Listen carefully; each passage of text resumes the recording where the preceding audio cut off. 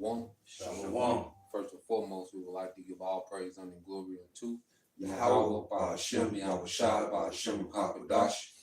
Double honors unto the apostles and the elders of GMS who rule well, teach well, being great example towards younger brothers. And peace and blessings and salutations to Hopeful Lake out there pushing his word and truth and in sincerity across the four winds in the name of Yahweh Ba'ashem, Yahweh Shai, pushing to get up out of there. Shalom to the Hopeful Lake, the believers and listeners whom have came back to the obedience of the scriptures through faith in Yahweh Ba'ashem, Yahweh Shai. All right. Once again, back with the beloved brothers, GMS Orlando. All right, and we're going into a lesson, dealing with the misanthropic, mindset, which this is a word, we was looking for yesterday during the live stream, but a while, to the beloved brother, Yaakov, hopeful at 3, he posted it in the comment board, that live stream, so we was able to look up that word, and it's a heavy word, all right, and this Elder Apostle Babar, the beloved Elder Apostle Babar, that goes into this work, he pushes, he goes into how the truth, turns, men into misanthrope, okay, and when you go into that definition, what we're going to do is a heavy definition, and it aligns, with what the scriptures say we should be like, in this world, So, any brother add anything before we get Get the definition. you got it. It says a misanthrope is a person who dislikes, distrusts, or has a general contempt for humankind, Mm-hmm. often believing people are inherently selfish, Yep. flawed, or bad, leading to cynicism and social isolation. Yeah, so it says, read it again. It says a misanthrope is a person who dislikes, distrusts, or has a general contempt for humankind. Yeah, for this age. Because this age produces a certain type of person. This is a very anti-Messiah society. Real quick, get 1 John 5 and 19. Because this is a viewpoint, all right, of the elect. As we mature in Yahweh Shai, this is how when we look out into a world, we have a distrust, a disdain for this age. It's hard to trust. There's no way you can trust anybody outside the truth. Right. You don't know what they're capable of. Right. They might be okay for the moment, but when their pressure comes, how are they going to respond? Yeah. And you don't know how they live away from you. Mm-hmm. Every brother got, different things that they into, different circumstances, different, family situations, but there's a common standard. Right. There's an expectation, there's a standard that we know, okay, this brother, if he's in the spirit, he's doing this, this, and this. There's integrity. Yeah. You see, but in the world, they don't have that structure of the fear of the Lord. So they can operate out of bounds. We went into that the other day, about Adam was given the breath to keep things in bounds. Right. You see? So people that's outside the truth, we don't know how far out of bounds they're operating when we're not around. Right. You got it, bro. You got that first John. I got there's 1 John 5 and 19. Yep. And we know that we are of Yahweh Ba'ashem Yahweh Shai, and the whole world lieth in wickedness. Yeah, the whole world lieth in wickedness. This age. This is a wicked age, man. Because it's social engineered by the serpent, Esau, even the devil. Right. This man has customized the behavior of the world. You see, that's why you see people operate with the same mannerism, because it's all anti-Messiah. Right. Once you done met one nigga woman, you pretty much met them all. You done dealt with one nigga, you done pretty much dealt with them all. They all operate off that same belief system, that same mannerism, that same darkness. Okay, so the whole world, live in wickedness under the devil, man, outside of the remnant. That's why only the remnant gonna be on the chariot. Read that definition again. I got one. Oh yeah, okay, yeah. Ecclesiastes chapter 13 and verse 1. Yep. He that toucheth pitch shall be defiled therewith, and he that hath fellowship with a proud man shall be like unto him. And everybody outside of the elect are fashioned after Esau. You know, Esau's a proud man. He's a profane man, as is described in Hebrews the 12th chapter.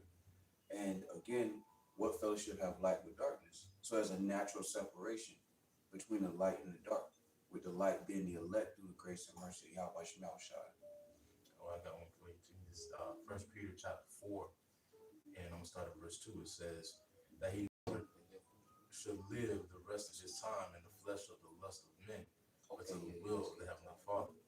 For the time past of our life may suffice us to have brought the will of the Gentiles, when we walked in lasciviousness, lust, excess of wine, revelings, banquetings, and abominable idolatries, wherein they think it strange that ye run not with them to the same excess of riot, speaking evil of you.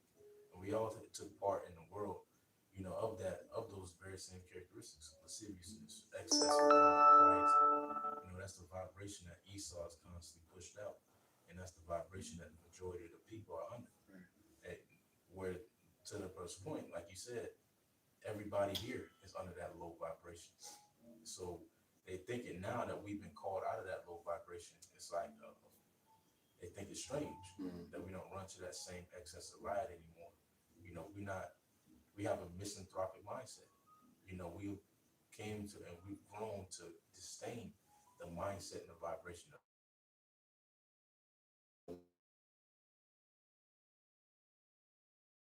The more our hatred is perfected, it goes from, being separated, to growing into a true disdain for this world, to we're disgusted, and this is why the Lord is doing this, because this is securing salvation. Because why in the hell will we, when this man switch over? Because our temptation is when this man switched his system over. When he hit the switch, and that old system is completely done, and now the new system is up. That's the hour of temptation.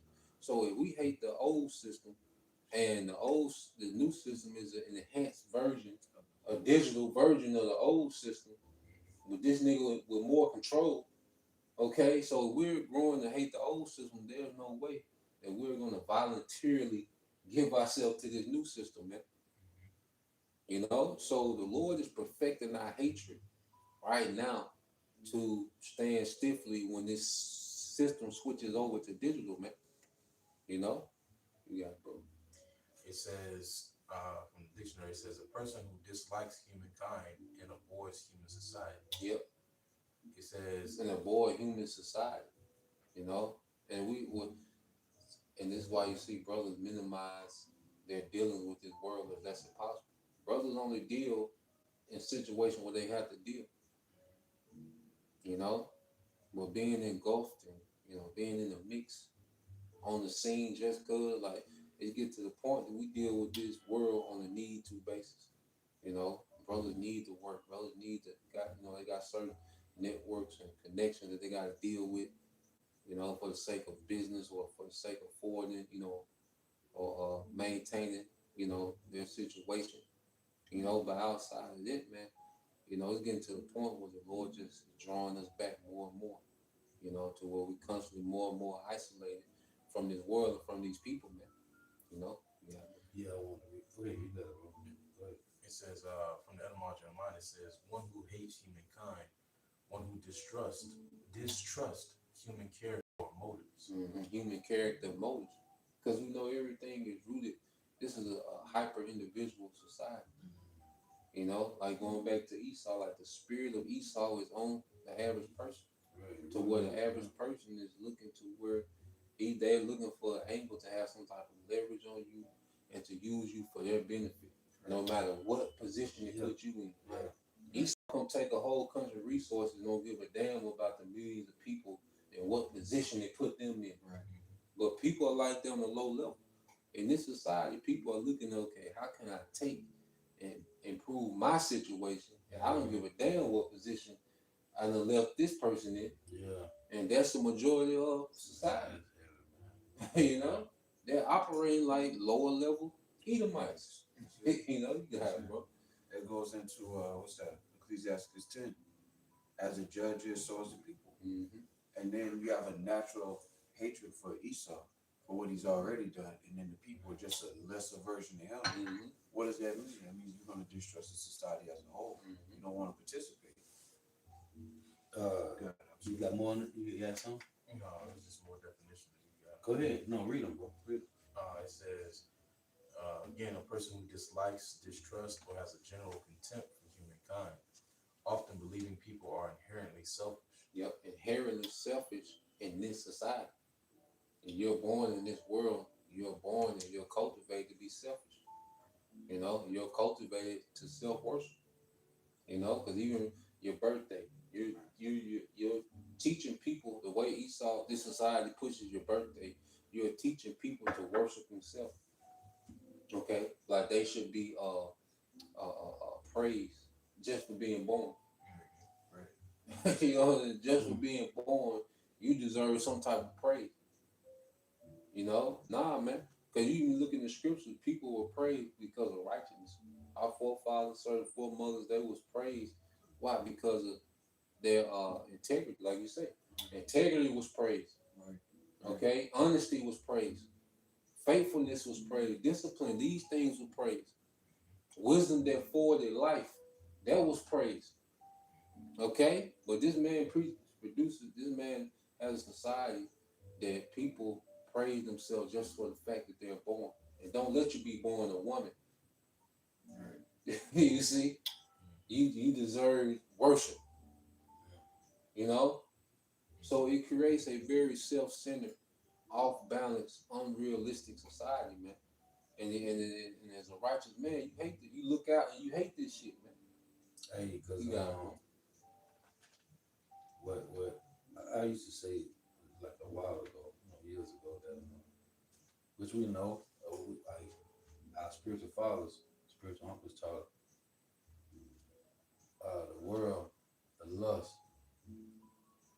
Esau enticed. Esau, the Satan, the spiritual demon Satan, job is to entice shit that we were doing in the world, and that's what it do. It entices you. If you like to commit adultery, then you're gonna be enticing that shit. If you like to gamble, heavy gambling, you're gonna get enticed in that shit.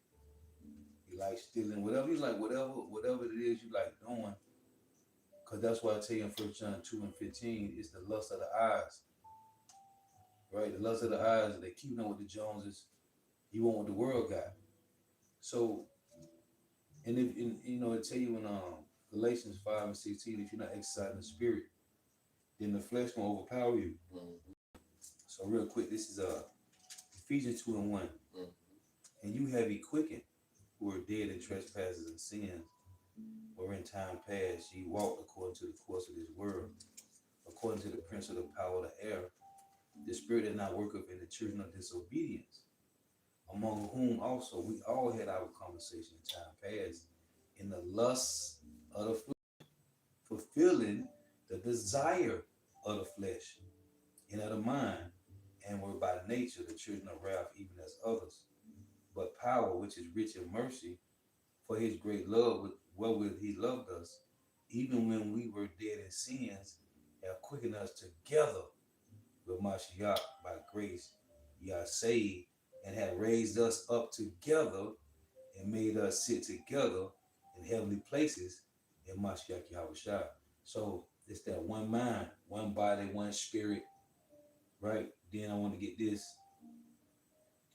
Isaiah, going back to Isaiah 48, when the Lord said, let me just read it. It's Isaiah 48:11. For my own sake, I retain, behold, I have refined thee, but not with silver. I have chosen thee in the furnace of affliction. For my own sake, even for my own sake, will I do it. For how should my name be polluted, and I will not give my glory to another?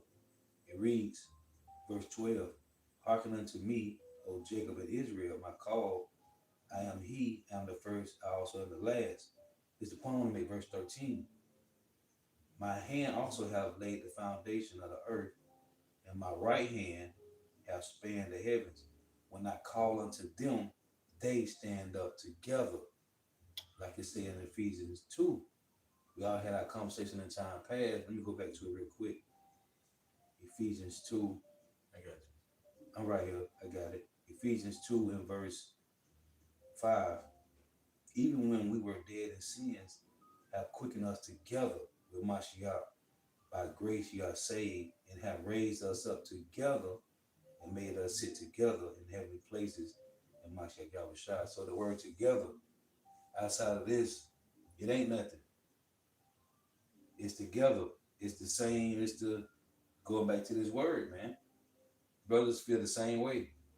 How the apostles, when you look at the word 1 Corinthians 4:15, it reads, though you have 10,000 instructors in Mashiach, yet have you not many followers. There's a lot of guys calling on the Lord. There's a lot of guys allegedly teaching. But it said, though you have 10,000 instructors in Mashiach, yet have you not many fathers. And the word father goes into one who has infused into you his spirit. So that's why we feel the same way the apostles feel. As Apostle Paul, he always say, this truth, what's the in 2 Timothy 2, being a soldier for the Lord, a solitary man. And if a brother ain't sitting in solitary, fuck that nigga. If that chick ain't, hey, she ain't, cause we cleave to Yahweh Shema Shah, and the woman supposed to cleave to you. So hey, you hate everything outside of this, fuck you. If I may add, because like we were doing yesterday, we were digging yesterday. It was a small plant that we, that we had to dig up. And under that plant was a huge root. And we understand now that though if you aren't in that misanthropic mindset, if you aren't, aligning with the spirit of the prophets, then more than likely you're not rooted in the truth. Right. And we're starting to see these different weeds being plucked up through these different heresies. They're being plucked up because they're not aligning with the true spirit of Yahweh Bashem Yahushai. The Lord, the brothers bringing out yesterday, he used to do miracles, preach. He wasn't dealing with the Roman society. Right. He was in the midst of Rome was popping, but he wasn't a figure. Like you got Captain Caesarea. He wants to be a figure, right, in Babylon and Rome. He wants to be a figurehead. Yahushua wasn't trying to be a figurehead. Right. He was about progress in the spirit, teaching. He was about completing the assignment given to him from the Father. We're about completing the assignment given to us, by Yahushua. Right. So just like you said too, I want to make the point because you read in Ephesians how we used to fulfill the lust of the flesh. Right. And when we were doing that, we was blinded to the flaws of this world. It's like when you into a woman, you blinded by her flaw because you into her, you in the lust. You ain't tripping on the flaws like that. Right? Yeah. Your lust is overriding everything. Right. So when we was in the lust of the world, our lust was overriding the flaws of this world. Yeah. But when you in the spirit, you put them spiritual eyes on. Yeah. What's that shit you can spray where you can see? They use an investigation. They spray and they show the blood and I forgot the name of it. But they come in and they spray that stuff and you can see the blood, but you can't see it with the naked eye. Right, because they done cleaned it up. Yeah. But when they come in, he used bleach. Yeah. But they sprayed it. All right, and now you can see it. And that's how it is in the spirit. What's the blue shit is? It's a blue we have the eyes to see. Luminol. Yeah. So we have the eyesight, which is like spiritual luminol. Yeah. Because if you go into the room with that luminol, let's say you come like now on this couch and you put luminol and you see the blood and stuff, and you can't sit on this couch no more. Yeah. You done seen the blood and you can't blood. You can't. Like, you can't just sit down and chill no more. Right. Like I just seen the blood and the filth and this and like covering couch. Yeah. So the spirit took that off of us, man. It took that veil off our eyes to where we can't unsee what we see, man. And then it creates a hatred. Right. Every day that we mature in Yahushua, we have a hatred for this place. Remember how Yahushua coming back? He's coming back with all anger. Yeah. He's pissed at this world. Vengeance. Isaiah 63. Vengeance in his heart. Yeah. He's pissed at this world, this society. You say that the people look at us like, Yahweh Shai hate young niggas. He hate these young hoes and nigga woman. He hates Esau Edom. He hates this digital world order and all this shit. He hates Christianity, Islam. He hate all this shit. That's why he coming with so much judgment for it. Yep, nigga culture. Yeah, he hate that shit. GMO food, like Yahweh Shai hate that shit. You see? So as we're growing in Yahweh Shai, of course we're gonna be perfected in the hatred toward this society. Man. Right. Hey, and I want so in Ephesians 2 it tell you, say, you have it quickened. Yeah. When you read Isaiah 11, Yahweh quickened Yahweh Shai. Yeah. So when you read John 6, he said, eat my flesh, drink my Yeah. blood. Yeah. As Yahweh quickened Yahweh Shai in Isaiah 11, and it tell you in Matthew 3, it say it reads when John baptized Yahweh Shai, it said the Spirit descended on like a dove, right? So in Isaiah 11, when Yahweh quickened Yahweh Shai, you read 11, in John 6, Yahweh Shai quickened the remnant the same way. That's why 1 Peter 4 say, arm yourselves likewise with the same mind as Yahweh Shai. It's the same mind. It's the same mind. So if you ain't, then fuck you, man. Said good is set against evil. It's an evil world. Yeah. The scriptures say, I hate every false way. So that you naturally develop a misanthropic mindset. Yeah. Because you hate every false way. All Yeah. of this is a society of covetousness. Right. Everybody's on a race to the top. No standard of integrity. Right. Just a dark countenance. If I can read this. This is Isaiah 11:1. And there shall come forth a rod out of the stem of Jesse, and a branch shall grow out of his roots. And the spirit of Yahweh shall rest upon him, the spirit of wisdom and understanding, the spirit of counsel and might, the spirit of knowledge and the fear of Yahweh, and shall make him of quick understanding in the fear of Yahweh. And he shall not judge after the sight of his eyes, neither reprove after the hearing of his ears. Oh, that's heavy. You just read, he shall not judge from the sight of his eyes. Exactly. That's the point I want to get. You know what I'm Okay. saying? Dang, that's heavy. But you got it, I just bring it out. You just found on it. No, you got it, bro. You got it, bro. Yeah. So Yeah. just, expounding on it, we're not looking from the eyes of who we were in the world anymore. We're looking from the eyes of righteous. This book is training us to be righteous judges. So we taking all the emotions out. Right. It don't matter, what kinsmen they are to us, what relation they are. None of that matter anymore. We're judging strictly through the lens of righteousness, man. If it's off, it's off. If it's right, it's right. No, because we was going into how you run into certain situations, like you find out about your moms and your pops and their dealings and how the separation happened, but you look at it through a lens of righteousness. So it removes the emotions from the picture. Because this world, they'll use your emotions to pervert judgment. And that makes you hate this world because it's not a standard of integrity. It's a standard of emotions and picking and choosing. This world has capitalized off of sincerity. Just like the movie we was watching yesterday. People who actually care are oftentimes taken advantage of. And because we cared in the world for different things, we have an innate, we're compassionate as a people. Jake loved nature. Jake loved the simplicity of life. Jake want to see everybody win. Yeah. Naturally. Right. Compassionate. The natural perspective of Jake, we want to see everybody win. And Esau take advantage of that. Mm-hmm. Since you want to see everybody win, okay, I'm gonna suck you dry, like it says in the Sirach 12, Sirach 13, suck you dry twice and thrice until there's nothing left. And so the beauty is the Lord has called us out of that simplistic mind state and given us the proper mind state, kings, to look above just simple matters and to see the bigger picture. Hey, that's heavy because you give Esau all you got. This nigga draining the fuck out your ass. It's draining. Right. So the Lord got the elect, Lord willing to be a part of that number, detaching. So now they care more about things in the spirit than the world. So at that point, Esau don't have a real angle on the elect because their affection ain't here no more. That's why Revelation 12:17 got to come down. They say on them, where he said the dragon that was wrought with the woman, Right.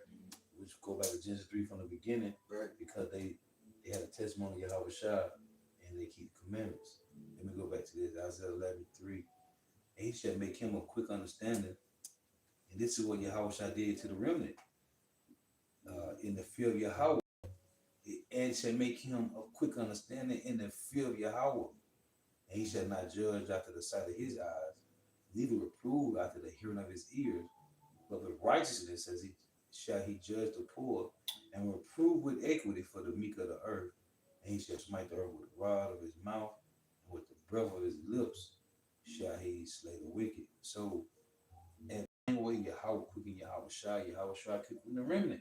So, and it's the, hey, we just telling you, thus saith the Lord. Right? Hey, you don't stay over there then. It's thus saith the Lord still. But like the Lord said, I read Isaiah 48 and Ephesians 2, it said he rose them up together. Yep. Together. Separated. And it's the same. Yeah. I got this one real quick. Beautiful. This is Psalm 97 and 10 in the GMT. The Lord loves those who hate evil.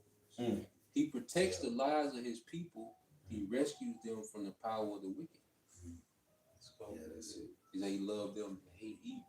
Hey, because you think about it, like I say, when you, the only thing that, because when you're operating in your lust, because whether you are chasing money, like you going into, Esau has a leverage on these jakes that want to be rappers and successful because them niggas want their fame, them niggas want their glory.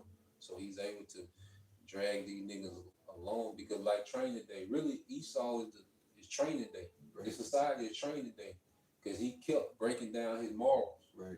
Because Jake, that's his name, Jake. Right. Well, his whole objective was to break down his morals and justify it. Right. Like, this how it is, Jake. Yeah. This how it gotta be, Jake. You want to change something, don't it, Jake? You gotta do this. And that's what Esau does, to our people that have, this lust, for his goods. Right. If you lust for his goods going into, matter of fact, get that real quick, Proverbs 23 and 1. If you lust for his goods, he's able to manipulate you. Yeah, you want his dainties? Yeah, you want those Come see dainties. here. Yeah, he's able to manipulate you because you want those dainties. Right. You see, even a nigga woman, if your prize is the box, the nigga woman has the box, she's able to manipulate you how she wants. Right, yeah. You see, that's why when you, as a man, when you're not driven by your lust, like the woman don't have that power like that. See, when you in your lust, she's the best thing going. But when you really get on your purpose and you how about Shem outside, like this motherfucker disgusting. It's complete two different perspectives. It's the same object, Right. but it's when we change, it's give us a different perspective. Going back to 2 Corinthians, all things are new. You see? Like you don't now, like you were saying earlier, like you went to full sale, but even then when your spirit was young, you still know I don't want to be around this. Right. Right. So imagine now, as we mature, now it goes from you not wanting to be around it to you have a disgust for that shit. That's like the highest order of being in the truth and spiritual maturity is a misanthropic mindset. Because when you first come in, you avoid the evil life. Yeah. But then as you mature, you're like, man, fuck these people. You still avoiding it, but you're looking at it and you start to despise it more and more because you see what it produces. Being a husbandman of the earth is like seeing a garden overrun with weeds. It's like there's a certain contempt you have, like you're ruining the garden. Because we understand the big picture now. We understand that if one aspect of the garden is off, the whole garden is off. Right. You got weeds in one corner. It will be in that corner for a little bit, but eventually those weeds are going to spread to the whole garden. And now the disease of the earth has spread into the whole world. This disease mindset, this disease way of life has spread. It started in the little corner and it spread throughout the whole corner of the earth. And now everybody's operating under this low vibration. And it's really sickening, it's vexing. It's like, I can only imagine Lot in his time. Being around those Gomorrites, those Sodomites, every single day operating under that low vibration. And it said it vexed his spirit day to day, man, with them wicked conversations. Every day. Because that we was getting into it yesterday, that environment got so bad to the point where they were trying to sodomize angels. Yeah. Oh, hey, stop, yo. You got it. No, you Finish your point. that environment got so bad that they were trying to sodomize angels even after being blinded. Yeah. Yeah. They were still going after it. And then Lot is a cut to these niggas that done sold out. Cause Lot was balling, Mm-hmm. but his personal situation still didn't make him blinded to the wickedness. Right. He was vexed. Remember, he was balling. Him and Adam and him and Abraham had to separate. They Yeah. had so much. Yeah. Yeah. So Lot was balling in Sodom, but he was still vexed, showing you that integrity. He had honor. It wasn't about his personal situation. Right. It was about the condition of the earth. Mm. Showing you attributes of a ruler is not about their personal situation. Right. Of a righteous ruler, their personal situation ain't the end all be all. But America teaches you that your personal situation is the end all be all. Visually. Yeah, once you get your situation straight, you don't care how People nothing always else. go Yeah. into that all the You time. don't even care. You don't even give a damn if your biological brother ain't. You know. Yeah, yeah. You don't even care about your next to kin. You don't care about nothing but your personal situation. Like nigga want that. Nigga want to come to the family union with that status of this. You know, and be exalted. Yeah. But his family through. Right. Just like what we're trying to do when he went in there. Like, yeah, they know me. Yeah. You know what? It's how you cook them pigeons. Yeah. And everybody know I'm here. Yeah.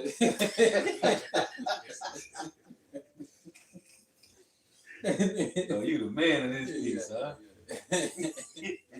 You got a special demon on him. Tap into something dark. You say they cooking pigeons, let everybody know I'm here. I know you like to get wet. I got one real quick. It's Luke chapter 12 and verse 15. And he said unto them, take heed and beware of covetousness. Oh man. For a man's life consisteth not in the abundance of the things which he possesseth. Can you go up on that? Get that whole account. Come. Get You that. want me to start at 14? Yeah. Come. This is Luke 12 and 14. And he said unto him, man, who made me a judge? Go ahead. Then when he first came to him. Come. This is Luke 12 and 11. Yeah. And when they bring you unto the synagogues and unto the magistrates and powers, take ye no thought how or what thing ye shall answer or what ye shall say. For the Holy Spirit shall teach you in the same hour what ye ought to say. And one of the company said unto him, Master, speak to my brother that he divide the inheritance with me. Yeah, so Jake was coming to Yahushua speaking of an inheritance. So his father died and he wanted Yahushua to be a judge over their inheritance. And see, Yahushua knew he was on some bullshit. Because whatever his father wrote out, that's what it is. Yeah, you can't change that. Yeah, and then he was just thinking from an aspect, he just wanted more of an inheritance. Right. You know, that was his mind, was just having more of the inheritance. It wasn't about equity. Yeah. And then your father know he want shit. That's why he wrote it that way. That's why he wrote it that way. You know, go ahead. Come, verse 14, and he said unto him, man, who made me a judge or a divider over you? Yep. And he said unto them, take heed and beware of covetousness. Yep. For a man's life consisteth not in the abundance of the things which he possesses. Yeah, so a man's life don't consist in abundance of what he possesses. Because going back to it, that's why there's such thing in this society. You know, and see, that's why you can't figure out the network of King David and King Solomon. You can, you know, get some numbers thrown out there just to kind of give you the scale that was on. You can't get an accurate. Because they wasn't keeping up with it. Right. You know what I'm saying? They wasn't keeping up with no network. This is Esau shit. Right. Well, you're categorized by a network. Yeah. The rich, the super rich. Right. You know what I'm saying? Like you know, the billionaires. These are all these are vain categories. Because the Lord taught us, if I may say, you know, the Lord taught us to be satisfied with just the quality of life. Yeah. Just life itself. The Lord taught us to be satisfied with. Yeah. You know, you have land, you have cattle, you have children, you have or wise may it be, you have resources. That's life. Yeah. And once you have that, you really have everything. Yeah. And if I'm a billionaire, what does it benefit you to know I'm a billionaire? Exactly. Look at the condition of the earth. You got more billionaires than ever. Than the earth has ever had. But look at the condition of the earth. It's worse. So what's the point of you knowing I'm a billionaire besides shitting on you? It breeds covetousness. You know? That's all it breeds is covetousness. I got a You got Greek it. word for covetousness. It's pleon exia. Pleon exia. It says greedy desire to have more. Covetousness, avarice. Mm-hmm. And when you look up avarice, it says extreme greed for wealth or material gain. I got something for you. Back that up. It's 1 Timothy 6 and verse 6. But godliness with contentment is great gain. Yep. For we brought nothing into this world, and it is certain we can carry nothing out. And having food and raiment, let us be therewith content. But they that will be rich fall into temptation and a snare. Hey, because Esau teach you to be confident in riches, because at that point he can control you. That's why they gave you the ditties but then they show you you could put up 50 mil, and you still can't get out because I'm still in control. So if your whole confidence is rooted in them possessions and he in control, he got you. And that going to that covetousness. And that snare. Right. You know, he teaches, like you say, rappers talk Jake of what's their lifestyle, the opposite of Stove Killer. Epicureans. Epicurious. Yep. He promoted that style of Epicurious where you find liberty through pleasure. Yep. You know? So if you want that lifestyle, then you gotta be more dependent on him, because Esau is the gatekeeper of that lifestyle. Right. Being a rich nigga, Esau is the gatekeeper of that. Right. Okay, and it's a snare. So if you spend your life trying to be a rich nigga, you gotta continue to degrade your morals to try to get that. It's a race to the bottom. Yeah, because even when you reach a certain level, guess what? You gotta drop the more you climb, your morals gotta keep shedding off of you. Right. That's why you get to the point to where you did it. Right. You see? The higher you get, the more morals now this nigga Epstein Jr. Yeah. See? Why? Because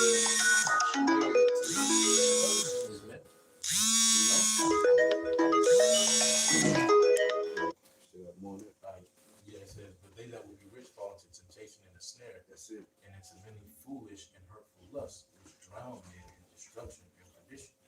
For the love of money is the root of all evil, Right. which some coveted after. They have erred from the faith and pierced themselves through with many sorrows. Yeah, because they coveted after it. The scriptures say that the earth was given into the hand of the wicked. So right now he's in the power seat.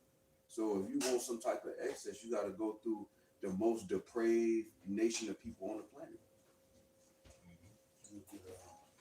This is Colossians chapter 3. Oh, I want to read this first. Because if your confidence rooted in how about Shema Shah, whether you are base or bound, you still rooted. Right. Jake lose a job, it's like, all right, I'm going to do me a lesson. You know, they done took some money from you, done found out something that got stolen, broken into. It's like, all right, cool. Yeah. Because you still rooted here. Like, I'm waiting on the kingdom. So it's like all of this little ups and downs and this shit don't matter. Jake playing for keeps in a temporary kingdom.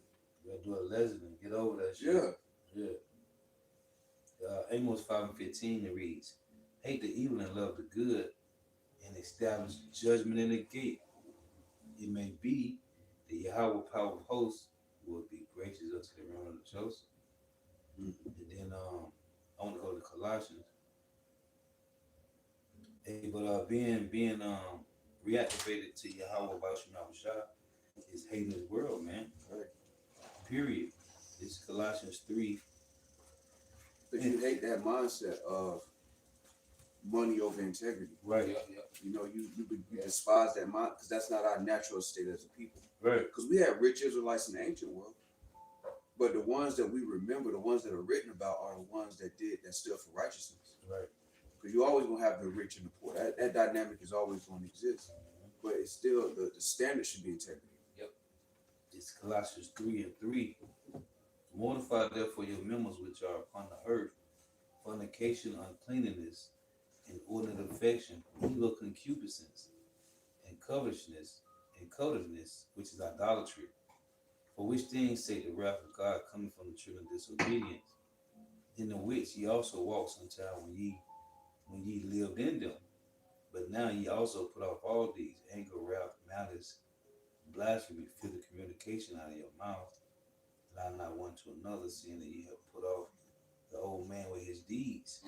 Put out that old man. Right, And that old man had a craving for this world. right. And And the lust. desire. Yeah. It's the lust demon, man. It was a time when we was obsessed with trying to become like these niggas Yeah. on the music video. Yeah. You know, we was obsessed with this shit. Every minute we were thinking about a scheme to get to the top. Yeah. Nigga would sit in the car, smoke weed, Yeah. and talk about how we gonna make it, or Right. what we would do if we had this much money. That's what we did on a daily basis. Yeah. Yeah. You know, we was obsessed with this shit. Talking about women, they're sitting there talking about women for hours. This, you know, who hit who, and you got this number, and this, you know, we was obsessed, now you look at it, and it was the lowest frequency you can operate on. Operating as a beast. As a beast. Yeah. You see? So now you look at it, cause even like more and more, you look at that old nigga, you hate that old nigga. What that old nigga that we was? Yeah. You hate that old nigga. Hate that nigga, man. You know? You ashamed of that nigga. Like Jake can come in the truth and still try to brag about the dope they sold and they life in the world and shit. They really not ashamed of it. The fact that they still talking about it and bringing it up, they really still honor that. You know, but there's when you really ashamed of something, you don't want to bring it up. Yeah, you don't bring that shit. Yeah, real talk. You know what I'm saying? You know, brothers talk about their past, but brothers that you know, you can tell brothers that someone is speaking of something in a glorified way. Right. Like it's a thing to honor. Yeah. You know what I'm saying? There's someone who's speaking like contrite spirit and explain. You know, you got it, bro. Like a lot of, with the elect, Lord willing, the Lord saved you from yourself. Whatever path you was on was a path to death. Some routes faster than others, but it was all a path to death, paved with good intentions. Yeah. I'm gonna get mama a house somewhere. And it's paved with good. But if the Lord would have let you get to the finish line of that, you'd have been through. You'd have been destroyed. Right. It did it part. Yeah. Colossians 3:10, and have put off the old man. And have put on the new man, which is renewed in knowledge after the image of him that created him. I got one more. This is Titus. As a matter of fact, let me read a little bit more of this and I'm gonna jump to Titus. Colossians 3:12. Put on therefore as the elect of power, holy and beloved, bowels of mercies, kindness, humbleness of mind, meekness, long suffering. Because the mind we had in the world was of lust. So this said put on humbleness of mind, meekness, long suffering, forbearing one another, and forgiving one another. If any man have a quarrel against any, even as Mashiach forgave you, so also do ye. So then this is Titus 3:3. It reads, for ourselves also are sometimes foolish, disobedient, deceived, serving diverse lusts and pleasures, living in malice and envy, hateful and hating one another. But after that, the kindness and love of power our Savior toward man appeared. And Esau taught us, because you go to nigga culture, it's a culture where you hate to see your brother do good. Yep, is that hateful and hating one another. That's it. Him doing good is like it's taken away from, you know what I'm saying, your ability to do good for yourself. Right. You know, so not only did, you know, we have diverse lusts that we were slave to, man, we sincerely didn't even want to see another brother doing good. Hey, and that's crazy because the one brother that a brother did see doing good, that brother that was doing good, he was about individualism. Yep. So it's like I got a reason to hate this nigga. Yeah. It's that like a spirit of competition. Yeah. amongst himself, and Jake has adopted that. Right. To where now it's everything in the hood culture is competition. Bro, we were talking about that. Mhm. You got a McDonald's, a Wendy's, and a Burger King right next to each other. Yeah. You got a Ford dealership and a Chevy dealership right next to each other. Yeah. You got a Waffle House and a Denny's right next to each other. That's a nigga mentality. You have some, like you have a Jake, in the hood, and like we was getting into yesterday. Every man, it's in man's nature to want to be recognized for something. Yeah. But you'll have Jake who try to overshadow something. Oh yeah, I know he's a good speaker, but I can speak too. It's not even about that, because at the end of the day, we're all getting the same penny. And at the end of the day, the Lord gave us a different part of the body to be helpful in. The toe is just as equally as important as the hand. Every aspect of the body is equally important, and there's no competition at the end of the day, because we're all fighting for the same purpose. It's like the elder asked. He said, "What makes us brothers?" We all have the same Father. That's what makes us brothers. It's very simple. This ministry, it speaks about the simplicity in Hamashiach. This ministry is simple. It's not about the competition. It's not about the vibration that this world pushes off. The vibration of this world, if we were operating under the vibration of this world, this ministry would have never got to the point where it's at now. In order for it to have reached to this point, there had to be the Yahushua spirit had to come in and intervene. And that simplicity, just to add to what you're saying with that simplicity, Esau has made everything overcomplicated. He has made everything overcomplicated, man. Getting a business, starting a business has become overcomplicated. With the paperwork, the certificates, the taxes, the this and that, the insurance, everything is overcomplicated. Dealing with a woman, it ain't so much that we just got a hatred for women. We just understand the trauma and the complications that come with it. It ain't supposed to be that hard. Like you said, we not supposed to be your therapist, your shrink. We not supposed to be all that as a husband. You see, that's too much. But Esau has created this system to where it's complicated. You really hate what this system has done to everything, including women. So it ain't anything like just this hatred for just because she's a woman. No, we understand what this system has done to women. So it's like we know, like you get started in that shit can be extremely overcomplicated, and it ain't supposed to be like that. Dealing with a woman is supposed to be simple. She has a natural nature to be a servant. You have a natural nature to be a leader. You have a natural nature to be, as a man, you are a visionary. Okay, the woman has a natural nature to maintain. Yeah. So when you look at the simplicity in Yahushua, like the brothers get into, everything from the beginning was simplified. When it said Tawab, it said it's good, it's pleasing, it's agreeable.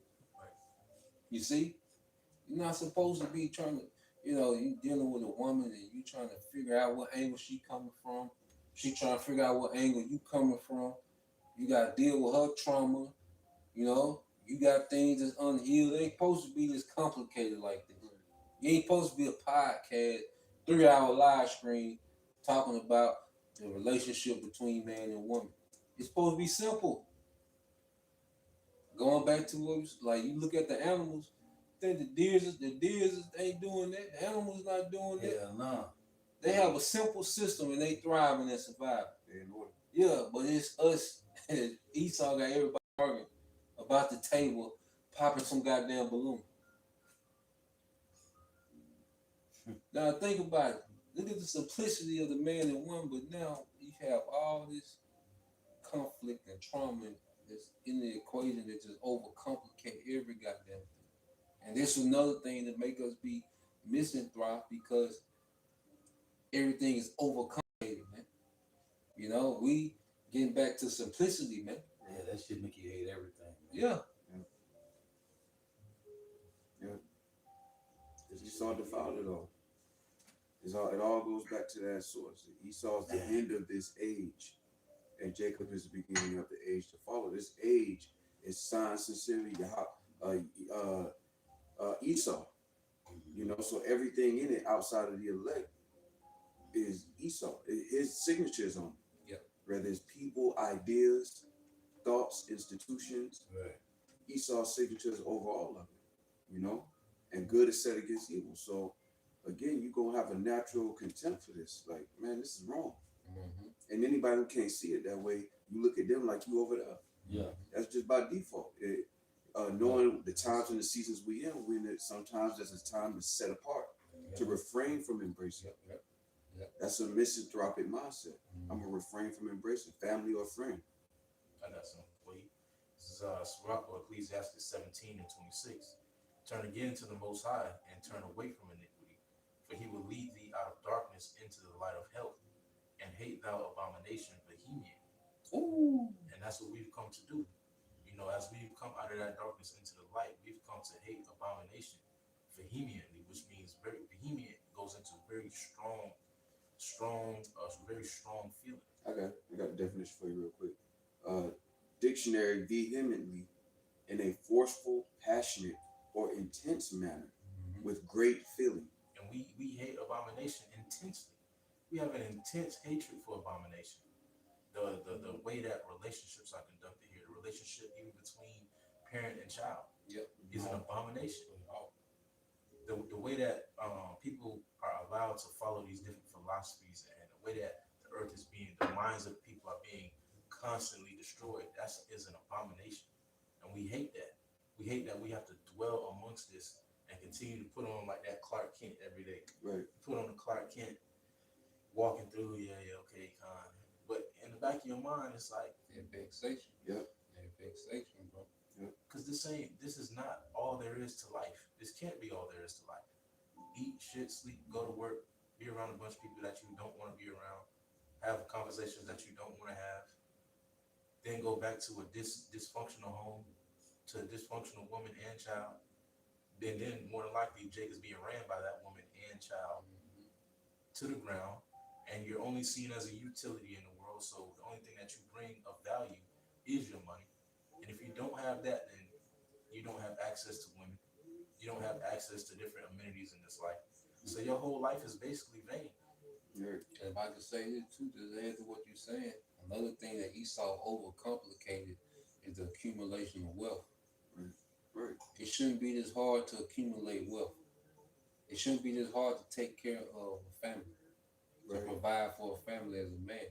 That's why it's looked at as some great accomplishment. If you can do it. If you can do it. Because he makes it so difficult to do. It's not supposed to be this hard. Okay? If people still have the knowledge of the earth, okay, that's why you look at even slavery, all right, when Jake would have an acre of land, but they'd have 14, 15 children.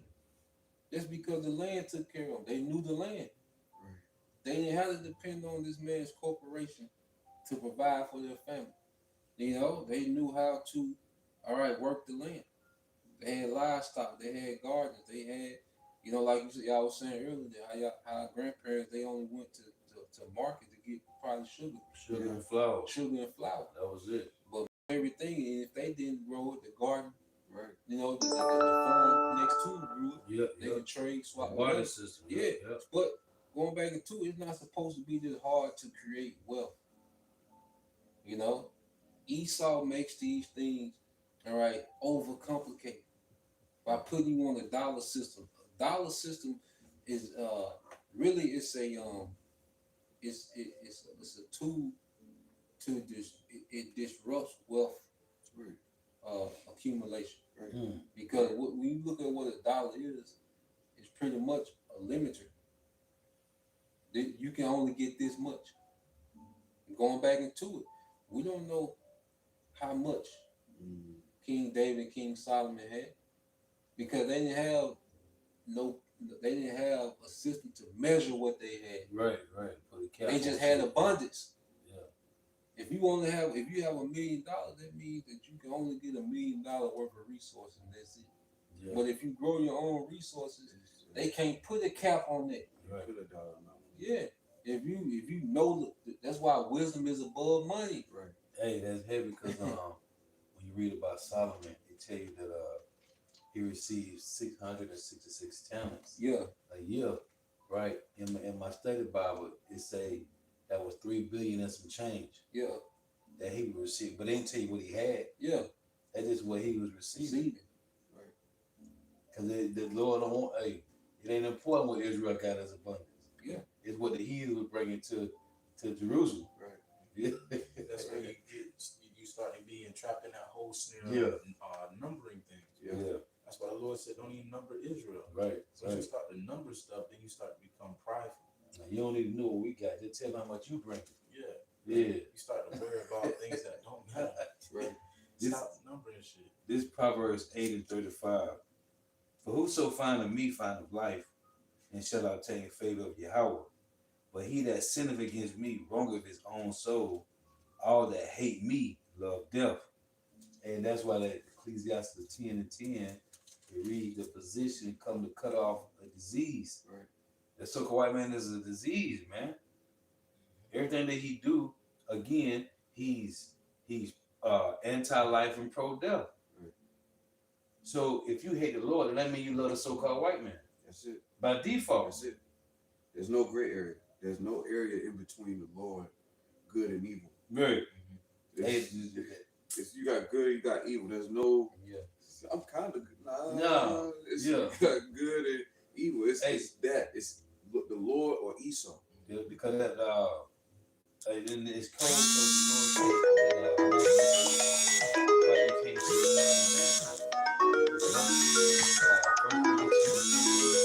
you can't sit with the Lord's table. You can't drink from the Lord.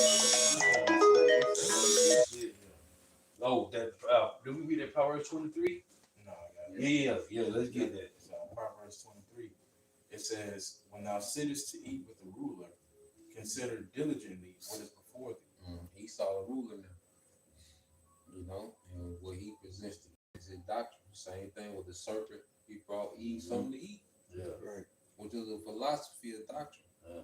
So we now the spirit, because see, we didn't have a defense before, because we didn't have nothing to compare. Right. The Right. what Esau was giving us, we Right. had nothing to compare it to. Right.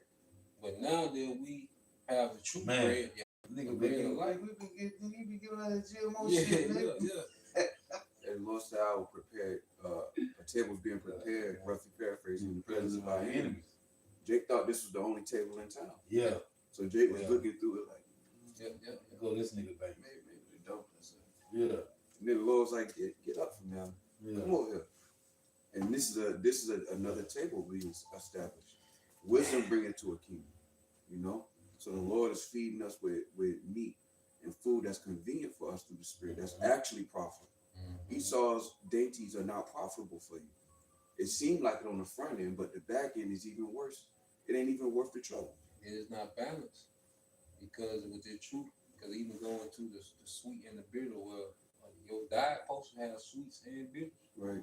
You know, Esau just give you all sweets. Right. You know, and that's what people, you know, crave is them sweets. But no, you're supposed to have bitters. And that's why when you start eating different, it takes a while. Your taste buds to get back used to raw food, to natural food, Right. you know, to whole food without all the additives. Right. You know, so this doctrine is raw. It's pure. It's raw. It's like a raw diet. You know, with no additives, man. But the benefits of it. And then after a while, your taste buds, your spiritual taste buds get adapted. You know, to that pure food. Right. You know. It's an acquired taste. Yeah, because you're not eating for the sake of lust. You're eating for the benefits. Sustenance. Yeah, you're eating for the benefits now. You know, or say, "Woe to thee, O land, when thy king." Right. You know, Eat early. early in the morning. But then when your king is a noble, he eating for strength. Yeah, it say eat a due season. Yeah, he eat for strength. You see, with intentions. Okay, you got it, bro. If I get this one precept, it says Sirach or Ecclesiastes 31, and I'm gonna get verse 20. It says, "Sound sleep cometh of moderate eating. He riseth early, and his wits are with him. But the pain of watching and toiler and pangs of the belly are with an unsatiable man. Mm. I'm gonna get verse 16. It says, "Eat as it becometh a man, those things which are set before thee, and devour not, lest thou be hated. Mm-hmm. Leave off first for manners sake, and be not unsatiable, lest thou offend." And it's going into, basically how you should partake in indulge in different meats. Now, that's talking about, actual, eating, but it could be likened spiritually unto doctrines. Yep. How you sit, what you partake in, how you eat. You have to be careful with these things, like, right, getting into. Mm-hmm. But it's Proverbs 23. But verse real 2. quick, when it say unsatiated, that means you unsatisfied. And the spirit of not being satisfied runs you to the ground. Because people like going back to this system. It teaches you to never be satisfied, never be content. The scripture say, "What godliness It's great. is very gain." Yeah. But Esau tell you, look, if you have 1 million, why not get 10 million? If you made 10 million, go get 100. So you spend so much time chasing the number, okay, that you just this unending quest. Because the scripture says the eye is never satisfied with sin. You just always want the next woman instead of focus on building a legacy. And it's another thing, a concept too. Esau teach people to live their whole life for them. It gets to a certain point to where you got to start setting up the next generation. You see, you get to a certain point to where we done had, women and fun and whatever, and then the Lord still got to where you have, your women that, but then that becomes in the back. Now we got another generation we got to prepare. Right. Now it's even bigger than us in this generation. We got to start preparing for the next generation. That's why when Jacob, when he was wrestling the angel, he was thinking about us. You see, when he was wrestling the angel all night, it wasn't. He had 4 women. He had stuff. He did. You know what I'm saying? Imagine Jacob just spent his time just trying to accumulate more livestock and women, and now it came to a point to where it wasn't about him no more. Now it's about setting up the next generation. No, but that's another thing Esau teach people. That's why you got women, you got people, not just women, but people in their 60s and 70s still talking about doing me. But the next generation ain't set up for nothing. And this also the problem with this generation is nobody set them up for nothing. Right. No, because Esau taught people to live their life just for them, to think about their one life and get the best out of their one life, and not think about generations. But he thinks generation. Right. 100%. The Rockefellers and the DuPonts and the Rothschild, they think generational, but they teach the world to think one life at a time, one generation at a time. They learned from the mistake of their forefather Esau. Yeah. Esau had that one generational mindset. That's why he gave up the birthright. He despised it. Yep. Oh yeah. Keep reading on that. 23. Yep. It says, "And put a knife to thy throat, if thou be a man given to appetite. Be not desirous of his dainties, for they are deceitful meat. Labor not to be rich. Cease from thine own wisdom. Wilt thou set thine eyes upon that which is not? For riches certainly make themselves wings. They fly away as an eagle toward heaven. Eat thou not the bread of him that hath an evil eye, neither desire thou his dainty meats." And Esau, he has that evil eye. Here it is, you're listening to your enemy about prosperity. Your enemy is not going to teach you prosperity. Esau has dressed up self-destruction as prosperity. Okay, going back to that Epicurean lifestyle. That's a lifestyle of self-destruction. Right. It's unbalanced. It's not realistic. You can't live like them niggas in a rap video every day. No. That's the lifestyle that Jake wants. Jake wants that lifestyle every day. You got niggas that want to do the club every night. Different women, just random drugs and party. You can't do that. The body ain't even built for Epicurean to withstand that. Yeah. There's a balance to everything, man. And Esau has given you, the food of self destruction, but it's sweet, it's good. Unbalanced life. Yeah, because people that like the rotten teeth, see, it don't start eventually. It gradually get to their point. People that eat all that sugar and teeth are rotten. It gradually get to that point, but the process of getting to them rotten teeth is great. It's just non-stop candy. You trying everything, variety, boom, sour Skittles, sour patch. Now later, we stayed with the packing knife. You know, them long packing knife. Yeah. So I'm saying, Kept them kept that shit, but the process of destroying yourself feels great, and that's what Esau has mastered. Okay, because even that's why he experiment with them like with lab rats. That's why even with cocaine, when crack, see, crack was the first drug where the mother, the mother of the lab rat chose the crack over the children. That was the first drug to do that. So he knew what it was gonna do to Jake, and that's why crack mothers are known for what? Abandoning their children. You see? So man, this devil, he's always been about, pushing destruction as prosperity. That's what going back to the garden. That's how he was doing. He pushed death to Eve above immortality, man. He dressed it up, and with this, when he switched to this system, he gonna dress up this new system as prosperity. Glorified wickedness. Yeah. What you say? Organized wickedness, like you. Yeah. And Esau going into that cunning hunter, he dressed up death as enlightenment, and they do that now. The whole Luciferian sect, the Edomites, who believe that the serpent was the good guy. You just dressing up death as enlightenment. Nah, to stay in the law, statutes, and commandments, that's archaic, that's barbaric. But come out here to this new progressive lifestyle, which is just organized destruction and wickedness. Yeah, so nigga came on the comic book on my video and said, the serpent taught Eve, the serpent showed Eve how God really is. I'm like, what, nigga? Like, he opened Eve's eyes to who the Lord really like, showed him how he is. That's why he said, you'll be like God.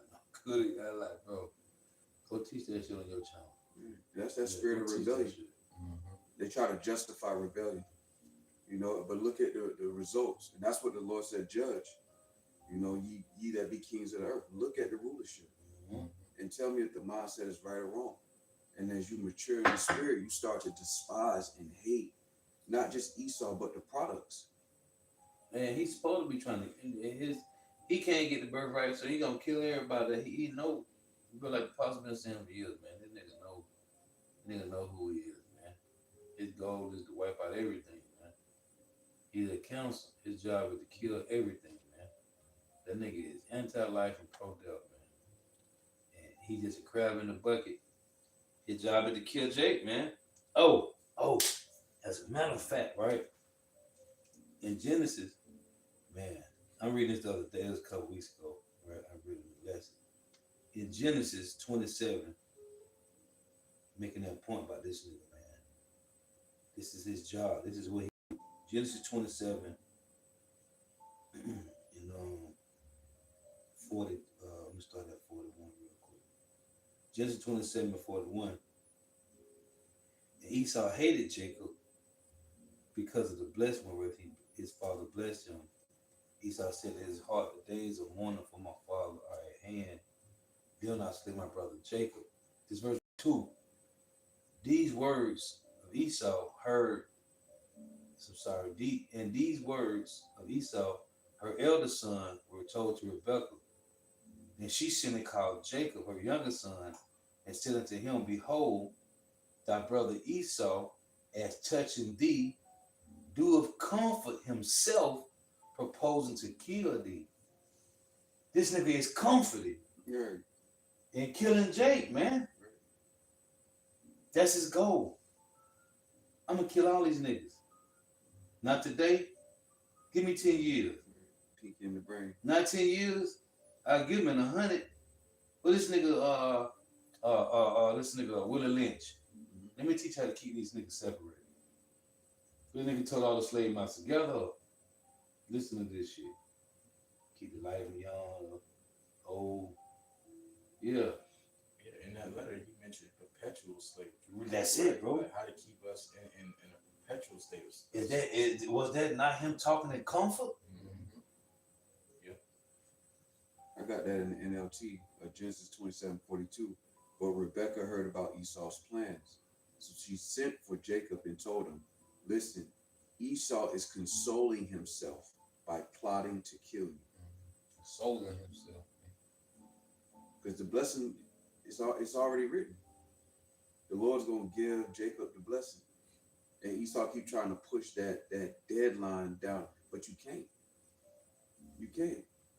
But it's still in him to kill Jake as a consolation. It brings him joy. Hey, when we was going to how they were doing the women, experimenting the women without the epidurals. Yeah. How much pain they could take it. Bro, that's just the comfort that nigga, man. Right. His comfort is in our destruction, because we read yesterday in Wisdom of Solomon 2. You know, he knows that there's no resurrection. Like, he knows after this is over with, so he wants to speedily use the creation at hand. You know, he wants to speedily use it because he knows it's up for him. And if I can add, Esau gonna turn 2/3 to an extension of himself. Mm-hmm. You know, and that's why the prophets, man, Lord will the number. We hate all this shit, man, because the earth is just an extension of Esau, man. Real quick, we're gonna get some more definition. Get that Psalms 37:25. You know, because the earth is just an extension of the wickedness of Esau. Okay, and as we grow in Yahweh Shai, we have an intense hatred. We see why the Lord, we hate Esau like our father hate Esau. Mm-hmm. You see, when we first coming in, we read it. It was a shock factor. We didn't know the Most High hate. Right. You know, but then like I say, you mature, you grow into, you see why the Most High hate this nigga, man. Exactly. And we develop the same hatred. Just like certain people, they'll try to tell you about somebody that you know ain't shit, and they think they good because they new to them. Right. Yeah. Right. You don't even say nothing. It's like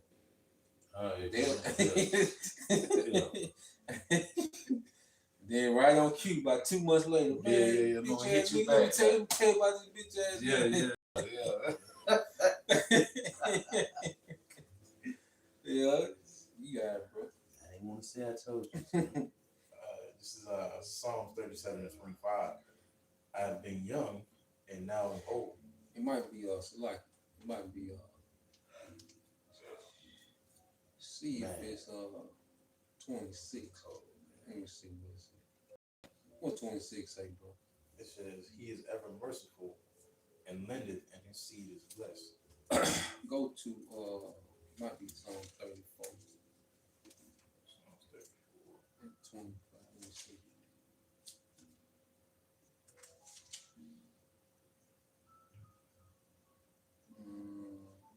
Let me see. How does it go?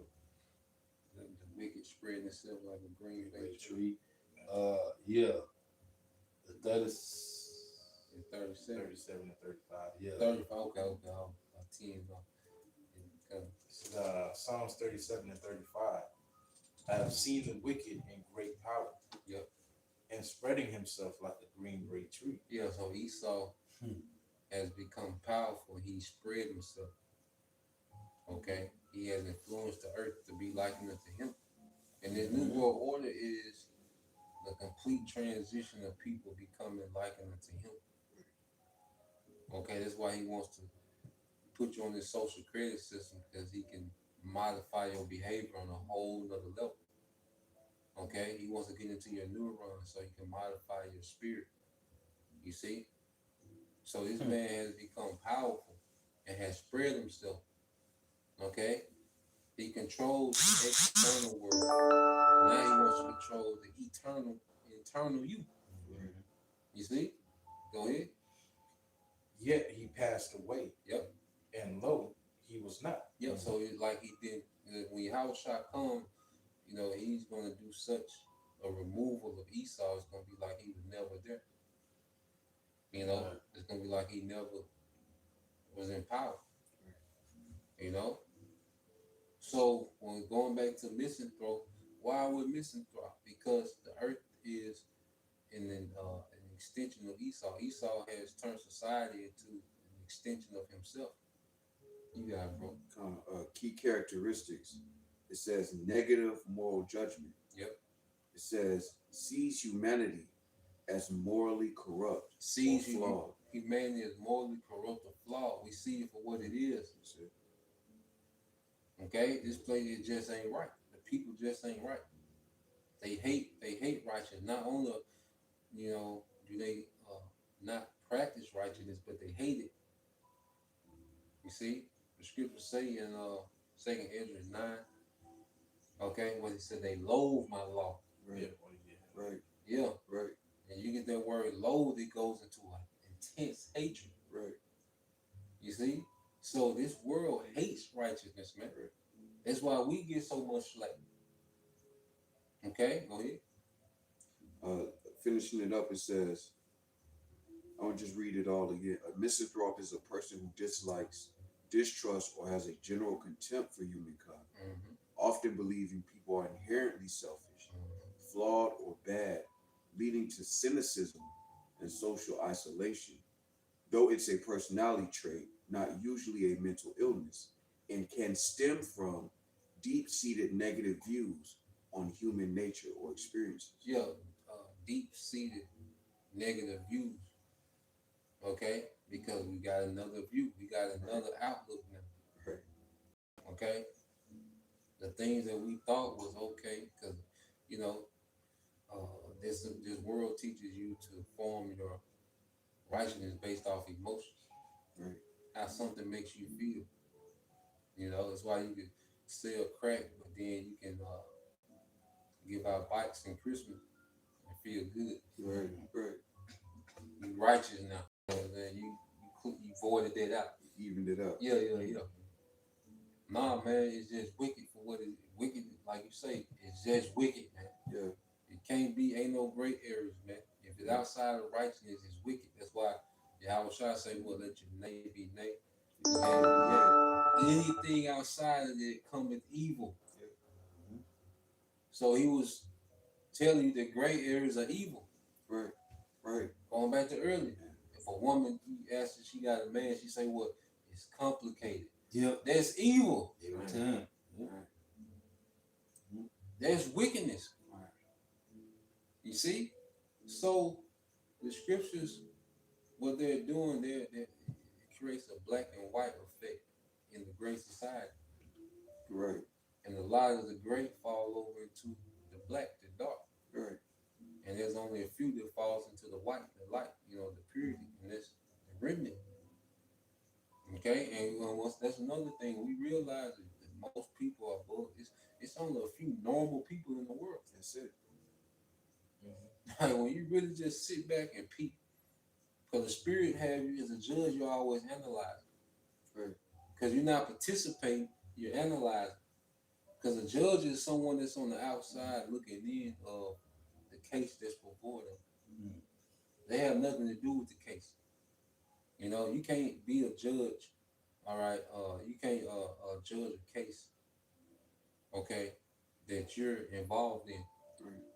You have to be on the outside looking in. So the Lord has us on the outside looking into the world and analyzing these things. And I know brothers have it all the time. You have certain epiphanies, like you realize, like, damn, it ain't too many normal people in the world.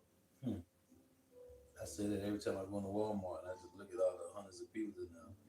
I'm the only same motherfucker in the It ain't too many normal people. This world, so going back into that definition, This is from a viewpoint because you're on the outside looking in, analyzing and filtering everything through the scriptures. You know, this is the Most High's righteousness that we're filtering everything through. Okay, you got it, bro. Okay, come. It says, yet he passed away, and lo, he was not. Yeah, I sought him, but he could not be found. Yep. Mark the perfect man, and behold the upright. Yep. For the end of that man is peace. Cause Hey, it's a. No, go ahead. I was gonna say because it's a definition in Misanthropic that talked about. It was in the AI overview talking about they still deal with a certain few people. I think I looked it up yesterday. You know, I know it'll give you different definitions I was sometimes. gonna say, cause reading that song, right? It said he spread himself like a green bay tree, but then it said he's gonna be like he never been. Yep. How is that if he when the tree spread itself, it's get rooted, Yeah. right? Yeah. This is Job 18. Yeah, that's gonna be heavy. This is Job 18 and verse 5. It reads, yeah, the light of the wicked shall be put out, and the spark of his fire shall not shine. The light shall be dark in his tabernacle, and his candle shall be put out with him. The steps of his strength shall be straightened, and his own counsel shall cast him down. We watching that happen now. Yep. His own counsel cast him down. For he is cast into a net by his own feet, and walked upon his snare. The jinn shall take him by the heel, and the robber shall prevail against him. Right? So the jinn taking him by the heel is Yahweh Shah. That's why I tell you when you go to real quick, Hosea 12:3. He took his brother by this Hosea 12:3. He took his brother by the heel in the womb, and by his strength he had power with God. So He took his brother by the heel in the womb, Jacob. Right. And it say again, Job 18:9, the jinn shall take him by the heel, which is the snare, the trap, Yahweh Shah. It say, and the robber shall prevail against him, which is Yahweh Shah. The snare is laid for him in the ground, and a trap for him in the way. Terror shall make him afraid on every side. And when you read in 2 Corinthians 4, it said, we are troubled on every side. Right? We was distressed, perplexed but not destroyed, forsaken but not cast down. But it said we was troubled on every side. Who was on every Esau? So it say Job 18:11 reads, terror shall make him afraid on every side, and shall drive him to his feet. His strength shall be hunger bitten, and destruction shall be ready at his side. It shall devour the strength of his skin. Even the firstborn of death shall devour his strength, which is Yahweh Shah. His confidence, which is what? The sword, right? That pen. His confidence shall be rooted out of his tabernacle, and shall bring him to the king of terrors. So in that Psalm 37 says he spread himself like a green bay tree, and trees take root. I'm talking about root. But then how the fuck this nigga gonna come up missing then? Is the roots gotta get be uprooted. It's gonna be a root or branch. He's gonna be uprooted. And this doctrine, his infrastructure gonna be uprooted. But the main thing is his doctrine that dominates the earth. Because it's his doctrine that dominates the earth. The Draconian measures. Yeah. Because going back to the nigga on the comment board, he's just an extension of the Edomite. Yeah. Where the Most High is the villain and the serpent was the good guy. Yeah. Freeing, Eve from bondage. Yeah. That's an extension of Edomite philosophy. Right. Most people in the world, especially over here in the West, they're an extension of that Edomite philosophy. Yeah. That's why any, rebuttal to this truth is an extension of Edomite philosophy, man. Yeah, because the nigga said, the one nigga on my comment boy, he said, yes, the serpent showed Eve that God was the enemy. Yeah. Because he kept him back from shit, showing him shit. Yeah. But it was Satan it was the serpent that showed him everything. I'm like, nigga, don't feel, man. Yep. Shit, man. I found some. I didn't find the part about the liking small sex like we saw last night. Yeah. But I saw another core characteristic of a misanthropic mindset. It says moral hypersensitivity. It says many misanthropes are disappointed idealists who hold humanity to high standards. Woo! And what is the standard? Right. The scriptures. You see? That's why you say it after a while, once you get disappointed so much, you just check out. Right. You don't have no more expectation. You know? You don't even have no expectation. Like, this can go somewhere. No. Right. You know? Right. You meet somebody that's cool in the world and like, this can go somewhere. You know your mind made up this shit finna go left somewhere. So I might well lean on it no type of way. Dealing with the woman, you like, yeah, she disappointed, goddamn, like, goddamn. It's the one. Yeah. It's different. It hit different. Yeah. And did you read the key characteristics?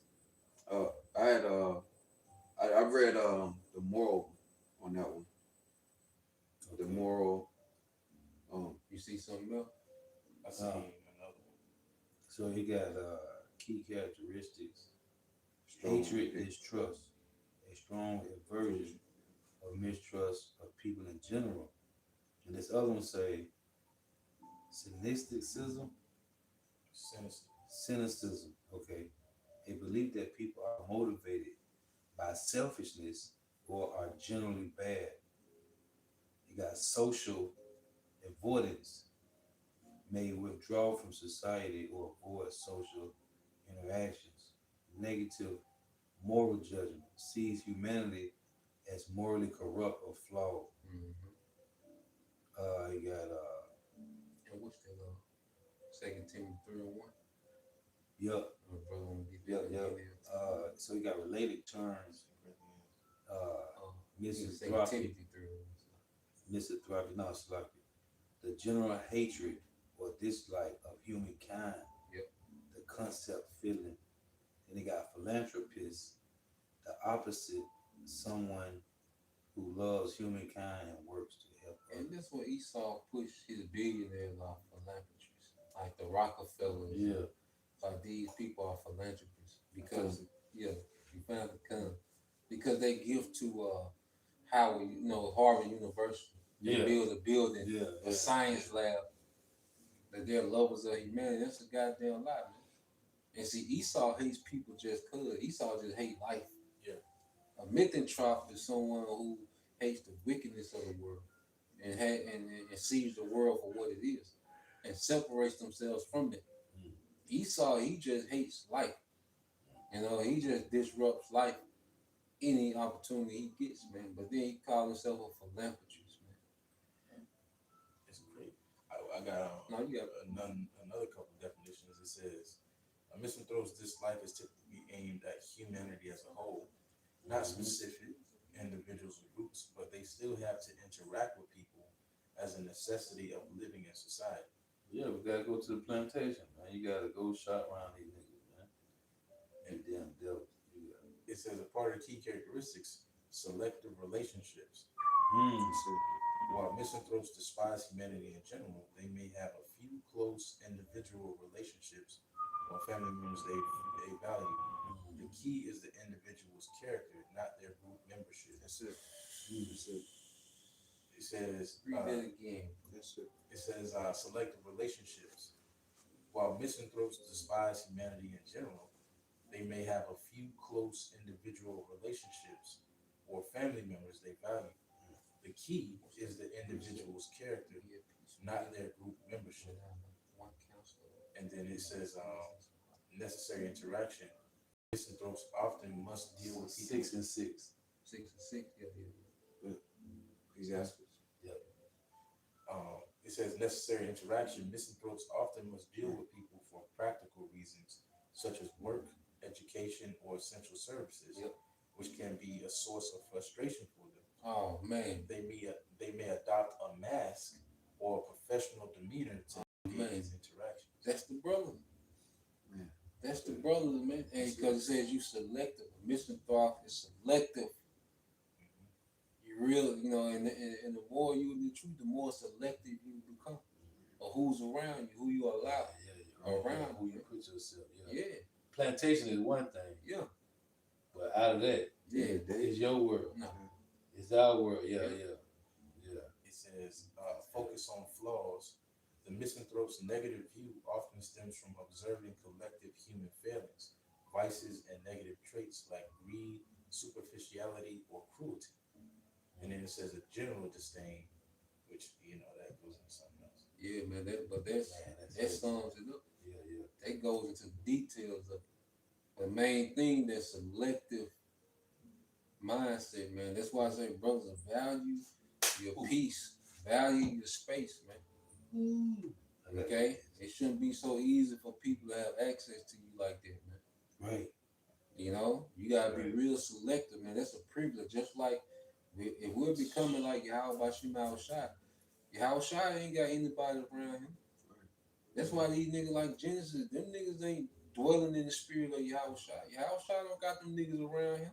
Yeah, bro, I say that so much. Yeah. I've been saying that for a long time. Hey, Yahweh ain't finna put anybody around Yahweh Shai. Nah. So we gotta have that mind too. Like we should be real selective.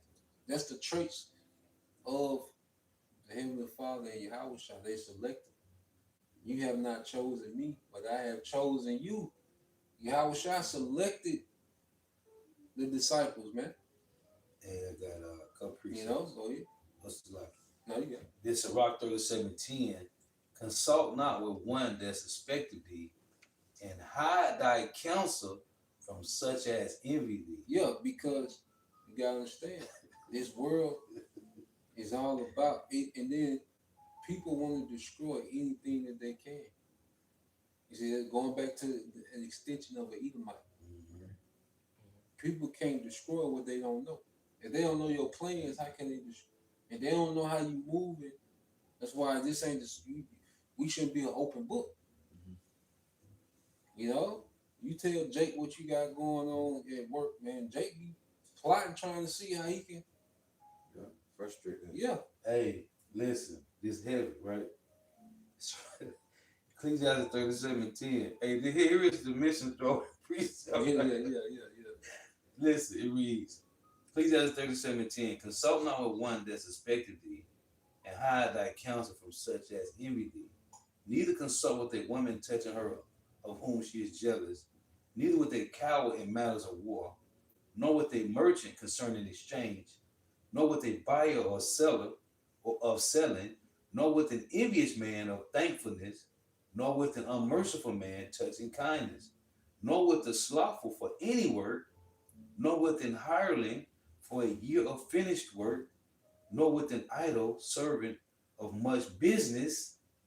Hearken not unto these in any matter of counsel, but be thou content with a godly man, who thou knowest to keep the commandments of the Lord, whose mind is according to thy mind, and will sorrow with thee if thou shalt miscarry. Yeah, so we gotta learn how to use people for their expertise and nothing else. You know, like I say, we can't be an open book to everybody, man. You know that because it says a misanthrope. You have to deal with people for essentials and your work or whatever. Deal with them according to their expertise and nothing less, man. I mean nothing more. You know, deal with them according to what you need them for. Carnal business. Yeah, and then fall back. You know, because I say this world is full of people. You know, that's in the mind of an Edomite, and Esau's mind is to what sabotage. He sabotaged the garden. He sabotaged paradise. Right. Okay. So yeah. So misanthrope is not just it's just not just a it's not a hateful person. It's also a defense mechanism. And you don't even think about it. It's a defense it's a wise defense mechanism. Okay. To already suspect most people to be what most people are. You know, and you treat them accordingly and avoid them at all costs if you can. You know, every brother's situation different, but you know, within our situation, man, we should always be looking how to withdraw more. You know, Have to be more closed minded because you gotta rehearse that. You gotta rehearse not saying too much. Yeah, Remember yeah, too yeah, much. yeah, You gotta yeah, practice that. That's yeah, a skill that gotta be trained up. yeah. You know. Real talk. So we have to practice these things, man, around these people, man. You know, 'cause only the brothers got your best interest in mind. Only Yahweh Yahweh Shai got your best interest in mind. And the spirit of Yahweh Yahweh Shai is in the brothers, man. So anything outside of that, man, it's just a disappointment waiting to happen. Mhm. It might take a month, might take 10 months, but it's just a disappointment waiting to happen. You know? You got it, bro. That's it. It says types of misanthropic stances. Yep. It says philosopher Ian James Kidd identifies four primary stances or responses to a misanthropic worldview. I'm gonna just get one of them. It says the quietist, defined by resignation. This type accepts that humanity's flaws are unchangeable and chooses modest, detached ways of living. Because until Yahweh Shah comes, this is all what it's going to be. And it's only going to wax worse and worse. That's why the Lord said, come out of her, my people. You know, you got to withdraw from this place because ultimately it's defiled. And it's not going to change until Yahweh Shah get back. You getting into it and trying to, I can change this. No, Yeah. you can't. You in the world, but you're not of it. Because you can't change what's already happening until Yahweh Shah get back. A boys and girls club. Right. It ain't gonna do it, man. It's not going to move the needle. That's a little bit what we were talking about last night about how, we're not stronger than these demons. There's nothing in your power that you're going to do to change anything that's going on in this world outside of the power of the Lord. So you got to withdraw, like the Lord said, just withdraw. Take yourself out of it because if you continue to dwell in it, you're going to destroy yourself. So just withdraw and let the Yahweh Bashim Shai handle what's going on in the earth. And you handle what the Lord has for you, our responsibilities, which is just withdraw spiritually and mentally. Spiritually, mentally, and emotionally. Because what we have to do is doable, which is to feed the elect, to edify the elect right now. All right, we're being edified as we're doing this lesson. You brothers and sisters that are listening, you're being edified, and that's what we're tasked to do. That's the assignment that we're on, and that's when the Lord is coming back to deliver those who have been taking heed to this word that's been going out. Okay, so that's our task, and we see the progress. We see brothers maturing. We seeing brothers and sisters on the coming board being consistent. So we're seeing the progress of this word going forth, and the prophecies that we preach on are happening. You see, you can't. The Lord has a strategy. The Lord is making major moves. He's making these nations, okay, hate one another, okay, to where there finna be a lot of double cross, triple cross as they roll this new world order out. We see the Lord making big moves. So, a goddamn new swing set in the projects. Right. A new basketball court. Yeah. I'm a black top. Yeah. Put the gate, you know what I'm saying?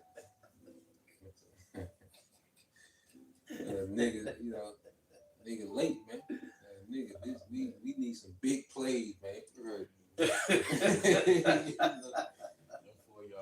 Yeah, that's what you drew up. Yeah. HB, you know what I'm saying? Check it out. 29 died, you know what I'm saying? Like, nigga. This is the wrong play. Yeah. Nah, and we see it in prophecy, man. So, just going back into it, we know Yahweh Shai gonna change, and we've been given an assignment to where, that plays a part in the overall bigger picture of the change, but us thinking that we're gonna, and that's why we're told, be concerned about those that are like you. Right. We're constantly told many gonna die in vain. Just deal with those. He said, don't even be concerned about how the ungodly gonna perish. So we can focus on the task we've been given within the algorithm of the Lord getting ready to come change this thing, man. You got it, bro. There's some more That, characters. that was in that one. Okay. There's some more in there. On the Oh, some that work. Cause I got no, some. not on this definition. Okay, you had some. That was Yeah. all the definitions that I read. Okay, we can end it here because this sum it up. You know, the misanthropic, mindset. This is Rock 6, and I'm starting at verse 6, and this is in the GNT. It says, "Exchange greetings with many, but take advice from one person out of 1,000." Mm-hmm. Being selective, Right. like you were saying, this misanthropic mindset makes you selective. Okay, so we're not just tossed to and fro and, like I say, an open book and taking advice from everybody and trying to incorporate this. And, you got niggas that's, 5% slash Islam Right. slash Christian. They're just all over the place, Right. taking counsel and trying to,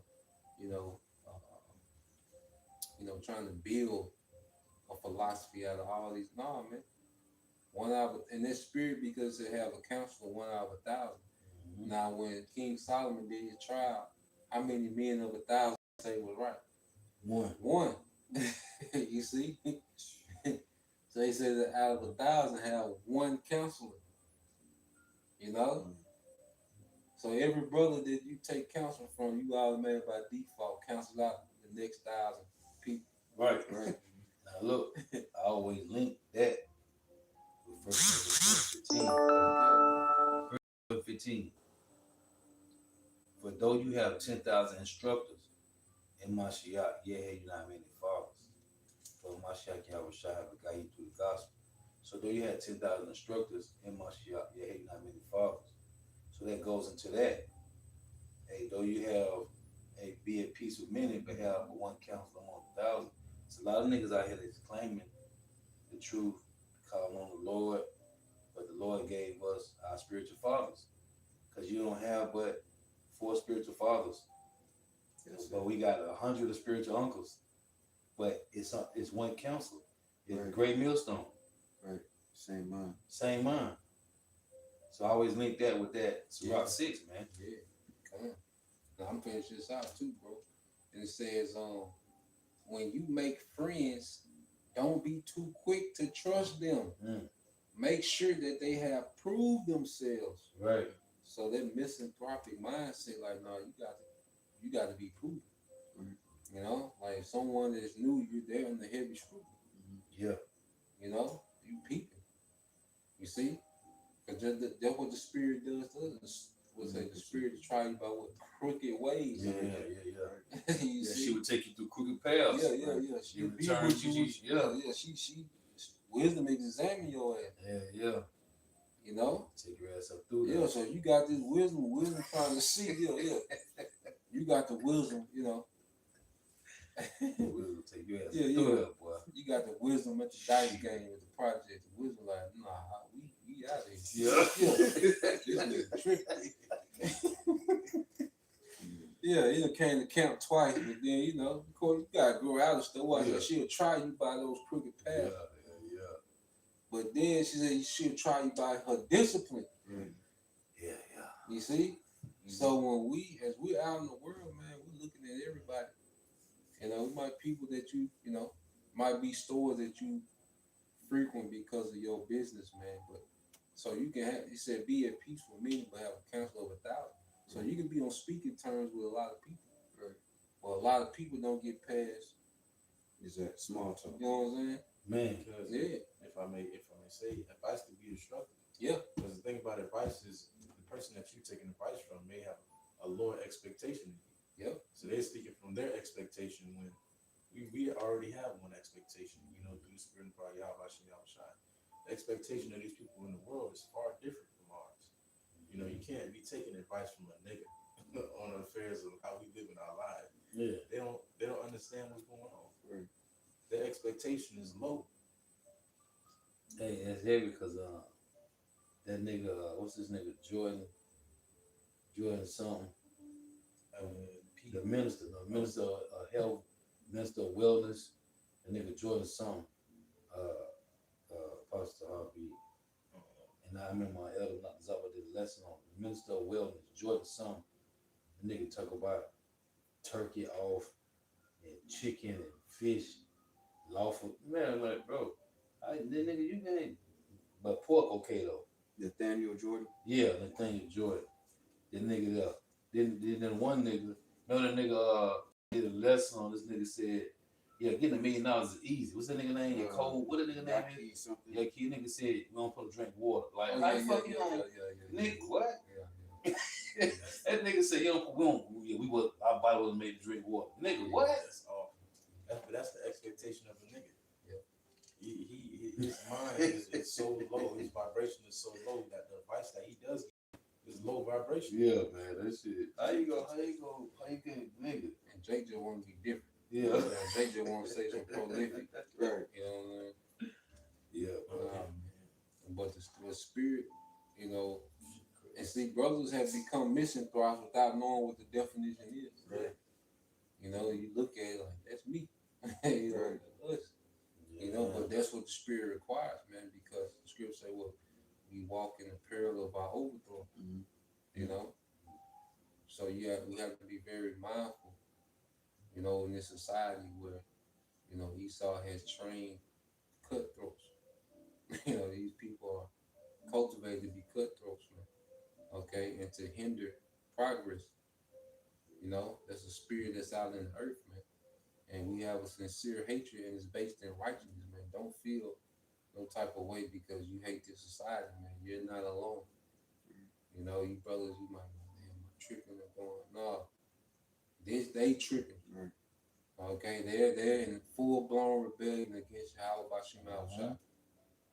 Okay, our power, man. Everything that we believe in, they're rebelling against that. You know? So nah, man, anything else? Oh, That's it. all right. Well, with that, you know, we pray that you brothers, all right, and you sisters was edified once again. I'm gonna give all praise and glory unto it. Yahweh, Ba'ashem, Yahushua, Ba'ashem, Kakadash. And double honors unto the apostles and the elders of GMS who rule well, teach well, being great examples to our younger brothers. And peace and blessings, salutation, and hopefully shalom. Shalom. Hey, love tuning in. May you have a shalom, shalom to you, blessing your houses. May the blessing of Alexa be upon your houses. Hey, to our favorite precepts. Shalom. Shalom. Shalom.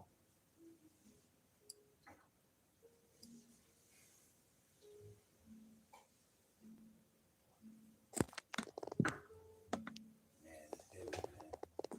Listen, Like you said, we don't be